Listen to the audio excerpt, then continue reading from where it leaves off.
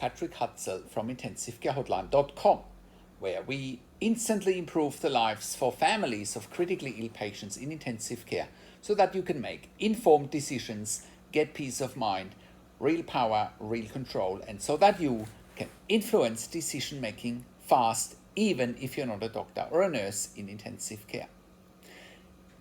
In this episode of Your Questions Answered, I want to look at a question from one of my clients, Karina. And Karina has a question and she asks, my mother had a cardiac arrest at home and the ICU doctors are telling me she has brain damage. Can she recover? So here is what Karina says. Hi Patrick, how are you doing? I just discovered your IntensiveCareHotline.com website and your YouTube videos last Saturday. My mother suffered a cardiac arrest on Wednesday. I was at work. My father and brother found her. My brother and her had just had a conversation with her. He went to the bathroom. My dad was in the kitchen and heard my mother make a loud noise. My dad said he can't describe the sound my mother made, but will never forget it. They tried to wake up my mother in intensive care and she wouldn't respond. They called 911. They came after several minutes. My mother already had a weak heart. She has been in ICU since Wednesday. They are telling us that since she went minutes without oxygen to her brain, that her brain is damaged and won't respond. They've presented us with the doom and gloom, as you always say. They want us to, quote unquote, make a decision. I had my doubts, so I started to do some research today and started watching all of your YouTube videos and read your site at IntensiveCareHotline.com. I am extremely optimistic after your information. All I want to know, is there anything else you can tell me about the brain damage? Thanks for your time. Well, hi Karina, and thank you so much for taking the time to write in and become a client. I know I can help you with this, and I can help you with this very fast. So you're asking, all you want to know, is there anything else you can tell me about the brain damage? Well, there's probably lots more I can tell you. And one of the things that I can tell you is, well, it's not certain that there is brain damage. It really depends how long your mum has been without oxygen to the brain. It really depends how long the cardiac arrest lasted. And, this is often being referred to as quote unquote downtime. So basically, how long had the heart stopped? How quickly was CPR being commenced? And also, how effective was it? How quickly was the heart restarted? With doing your own research, you might have found that, the brain can't be without oxygen for longer than 3 minutes before irreversible brain damage is being caused. Okay, so 3 minutes is sort of the cutoff, if you will.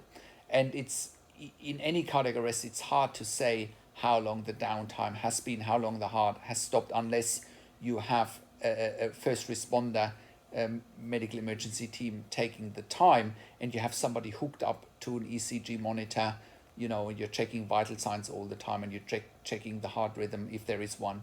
So that's the only time you can really adequately say how long the quote-unquote downtime has been. So one way for you to find out is potentially to get the ambulance report and see whether they've got any accurate information. But the next step in a situation like that is, and you haven't mentioned any of it, that they will do a CT scan of the brain or an MRI scan of the brain, right, to find out, is there any further brain damage. Most of the CT scans and MRI scans within sort of 24 to 48 hours come back negative, which means brain damage can't be confirmed. That's from my experience, right? So you got to actually wait until your mum can be brought out of the induced coma. So at the moment, your mum would be in an induced coma in intensive care. She's ventilated. She's probably on inotropes or vasopressors. She's on sedatives such as propofol or midazolam, also known as Versed. And she would be on morphine or on fentanyl, most likely, to keep her in the induced coma.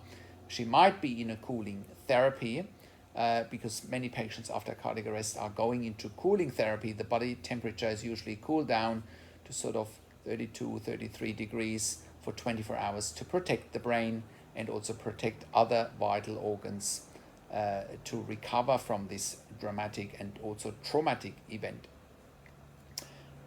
Once your mum is being woken up from the induced coma, then you can assess, slowly if there is any brain damage. But even so, there may be no brain damage and your mum may look like she has brain damage, because simply when people come out of an induced coma, they're often confused. It takes time for them to wake up. Waking up from an induced coma is more of a process rather than an event. It's like switching on a light with a light dimmer, right? And it, even coming out of an induced coma, maybe after a pneumonia, after a car accident, whatever you name the situations where people are put in an induced coma, it still takes time for them to wake up. And even without brain damage, patients can be confused in the beginning, or they may wake up very slowly. And, people think, oh, there is brain damage, and often there isn't. It just simply is a process and it takes time. So from that perspective, nobody can say at the moment with 100% certainty whether your mum will have sustained brain damage or not. She will need to come out of the induced coma. She will need to be hemodynamically stable, meaning she will need to be off the inotropes and vasopressors. You haven't mentioned anything whether your mum would need cardiac surgery or whether she has had an angiogram or potentially an angioplasty. Maybe she had blocked or blocked arteries that led to the cardiac arrest. You haven't mentioned anything like that. You would hopefully have a cardiologist involved, potentially a cardiac surgeon involved for your mum's situation at the moment.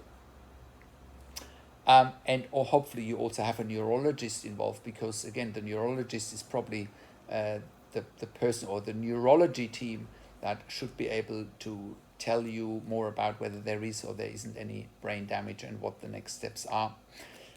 Coming to what you're referring to, doom and gloom and the negativity, it's quite standard in ICU. It's the default position. Any ICU team will always be negative. Why is that?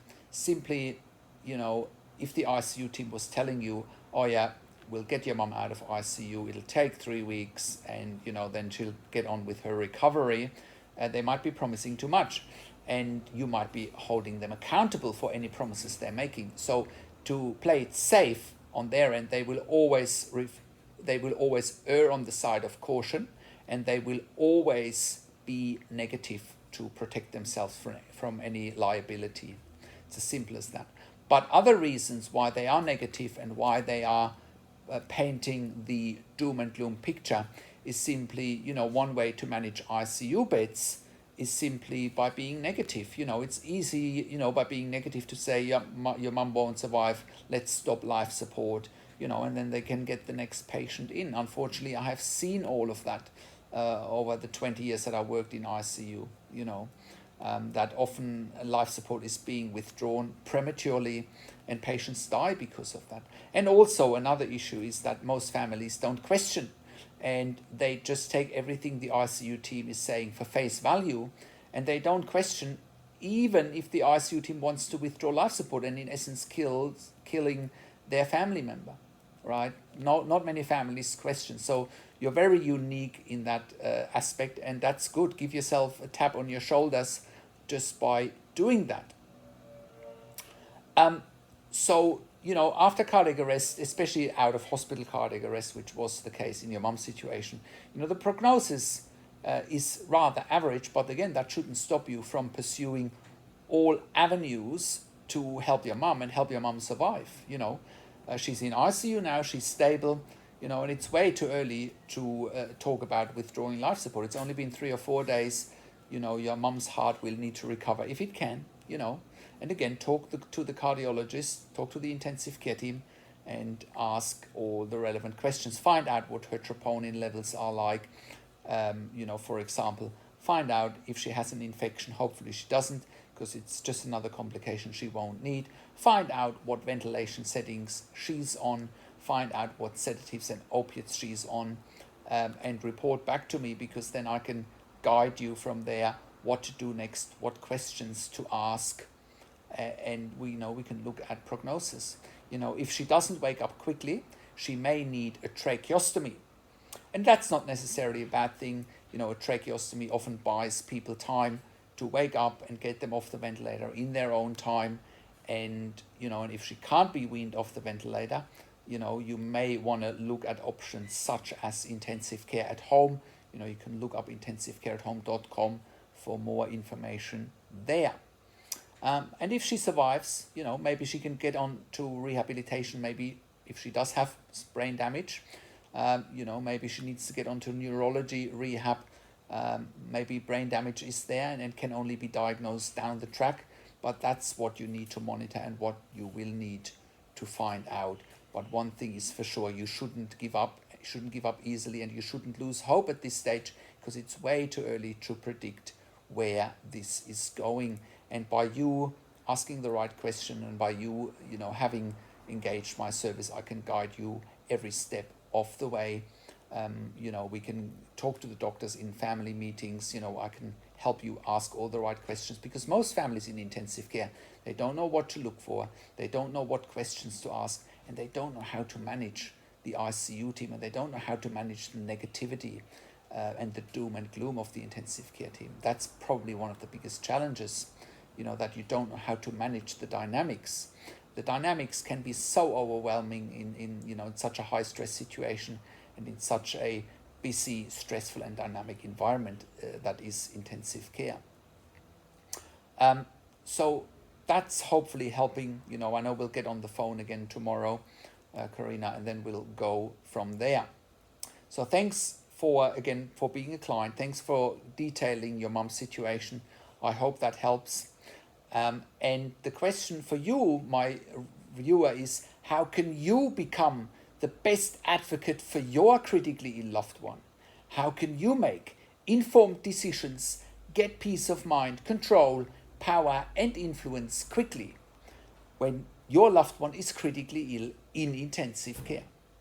You will get to that all-important feeling of making informed decisions, get peace of mind, control, power and influence when you download your free Instant Impact Report now by entering your email below. In your free Instant Impact Report, you will learn quickly how to make informed decisions, get peace of mind, real power and real control, and how you can influence decision making fast whilst your loved one is critically ill in intensive care. Your free Instant Impact Report gives you in-depth insight that you must know whilst your loved one is critically ill or is even dying in intensive care. Sign up and download your free Instant Impact Report now by entering your email below. In your free Instant Impact Report, you will learn how to speak the secret intensive care language so that the doctors and the nurses know straight away that you are an insider and that you know and understand what's really happening in intensive care. In your free report, you will also discover how to ask the doctors and the nurses the right questions, discover the many competing interests in intensive care and how your critically ill loved one's treatment may depend on those competing interests. How to eliminate fear, frustration, stress, struggle, and vulnerability even if your loved one is dying. You will get 5 mind-blowing tips and strategies helping you to get on the right path to making informed decisions, get peace of mind, control, power, and influence in your situation. You will get real-world examples that you can easily adapt to your and your critically ill loved one's situation. How to stop being intimidated by the intensive care team and how you will be seen as equals. You will get crucial behind the scenes insight so that you know and understand what's really happening in intensive care and how you need to manage doctors and nurses in intensive care, and it's not what you think. Thank you for tuning into this week's Your Questions Answered episode, and I'll see you again next week in another update. Make sure you also have a look at our blog section for more tips and strategies, or simply send me an email to support@intensivecarehotline.com with your questions. Also, have a look at our membership site intensivecaresupport.org for families of critically ill patients in intensive care. You can also call me, find phone numbers on the top of the website.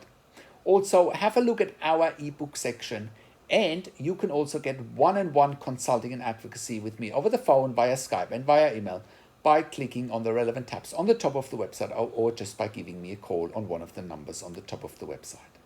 This is Patrick Hutzel from intensivecarehotline.com, and I'll see you again next week in another update.